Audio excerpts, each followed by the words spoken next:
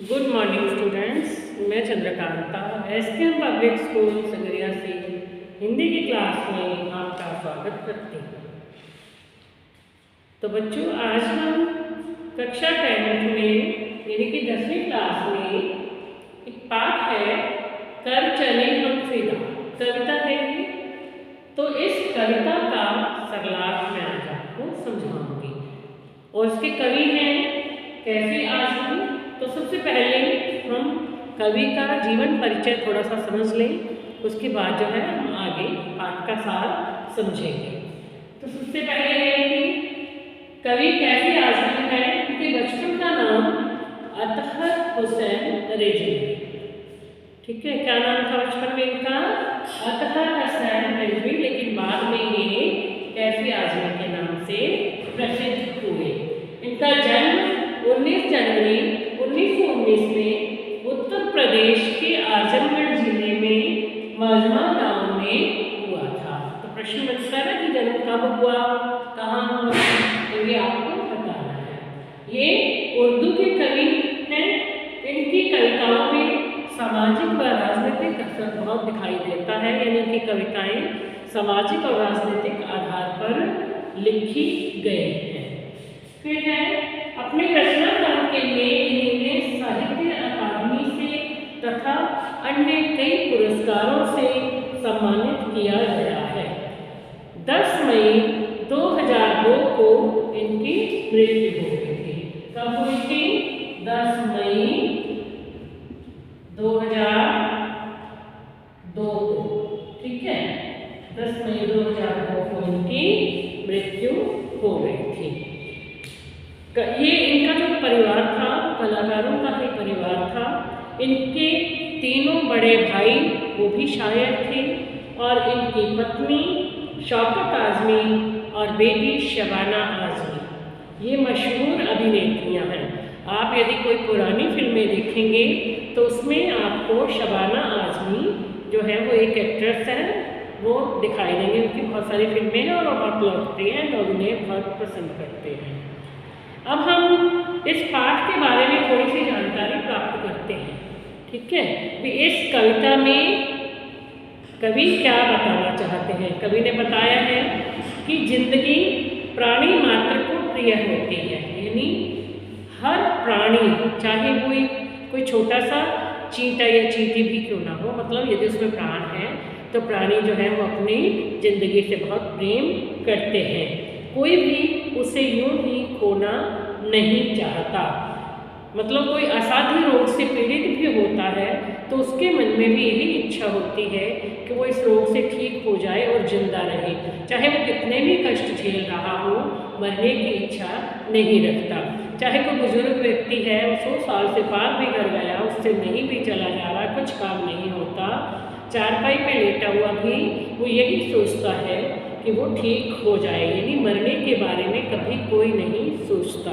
अब युधिष्ठिर ने तो एक बार कहा था ना, वो जब यक्ष के प्रश्न पूछने पर कि संसार में सबसे बड़े आश्चर्य की बात क्या है, ये प्रश्न पूछा गया था युधिष्ठिर से, तो उन्होंने उत्तर दिया था कि संसार में सबसे बड़े आश्चर्य की बात है, हजारों लोग हमारी आंखों के सामने रोज मरते हैं, लेकिन जो व्यक्ति जिंदा है वो कभी भी नहीं सोचता कि एक दिन उसे भी मरना है, यानी मरने की आस कोई भी नहीं रखता। जीवन की रक्षा और सुरक्षा और उसे मतलब कि अपने जीवन को बचाए रखने के लिए प्रकृति ने न केवल हमें तमाम साधन दिए हैं, बल्कि जीव जंतुओं में उसे बनाए रखने की भावना भी पेर हुई है। मतलब प्रकृति से हमें बहुत से साधन मिले हैं जिससे हम अपने शरीर को स्वस्थ रख सकते हैं, जीवित रह सकते हैं, और उन साधनों का इस्तेमाल भी प्रत्येक व्यक्ति जो है वो कर रहा है। इसलिए शांति प्रिय जीव भी अपने प्राणों पर संकट आया देख करके अपनी रक्षा के लिए मुकाबला करने के लिए तैयार हो जाता है। मतलब कोई भी हमारे शरीर पे कोई कष्ट आता है या हम पर कोई कष्ट आता है, हमारा जीवन खतरे में है, तो हम किसी भी तरह से इसकी रक्षा करने के लिए तत्पर रहते, तैयार हो जाते हैं। लेकिन इससे ठीक विपरीत होता है एक सैनिक का जीवन, जो अपने लिए नहीं जबकि औरों के जीवन पर, उनकी आज़ादी पर आ बनती है और मुकाबले के लिए वह अपना सीना तान करके खड़ा हो जाता है। वो अपने लिए नहीं जीता बल्कि हम सब की रक्षा के लिए जीता है। उसे नहीं पता होता अभी वो सीमा पर तैनात है, वहाँ पर खड़ा है, कब उसकी मृत्यु हो जाएगी। वो मृत्यु से बिल्कुल नहीं डरता और वही सीना तान के खड़ा रहता है। अपने देश की आन और मान को बचाए रखने के लिए हमेशा वो अपना सीना तान के खड़ा रहता है। अब यह जानते हुए भी कि उस मुकाबले में औरों की जिंदगी और आज़ादी ही भले बची रहे, फिर भी वह अपनी मौत की परवाह नहीं करता। उसे पता है अभी इससे मेरे देश के लोगों की रक्षा होगी, मेरे देश का मान सम्मान बढ़ेगा, इसलिए वो बिल्कुल भी नहीं डरता और वहाँ पर खड़ा रहता है। अब इस पाठ में सन 1961 में भारत चीन का जो युद्ध हुआ था उसी को आधार बना करके ये कविता यानी ये गीत जो है लिखा गया है। और ये फिल्म है एक हकीकत, उसके लिए इस गीत को लिखा गया था, जो उस समय शहीद हुए सैनिकों की आवाज़ को बयां करता है, जिन्हें अपने किए धरे पर नाज है और साथ ही उन्हें देशवासियों से कुछ अपेक्षाएं भी हैं। अब वो चाहते हैं कि हम तो इस देश को छोड़ करके इस देश के लिए अपने बलिदान प्राणों की आहुति दे करके इस संसार से विदा हो रहे हैं, लेकिन हम दूसरे लोगों से भी यही आशा करते हैं कि वे भी अपने देश के लिए मर मिटने के लिए हमेशा तैयार रहें, अपने देश की आन बान और शान को बचाए रखने के लिए यदि अपने प्राणों को भी न्यौछावर करना पड़े तो हमेशा करने के लिए तैयार रहें। ये आशा वो अन्य सैनिकों से और अन्य लोगों से भी करते हैं। तो इसी पर आधारित है ये कविता। कविता का ये एक गीत है, तो इस गीत को हम गा भी सकते हैं बच्चों। अब जैसे गीत आपने सुना होगा, यदि आप कभी फिल्म हकीकत देखो तो उसमें भी है, और यदि आप नेट से भी खोल करके यदि गीत को सुनना चाहो तो सुन सकते हैं बच्चे, ठीक है।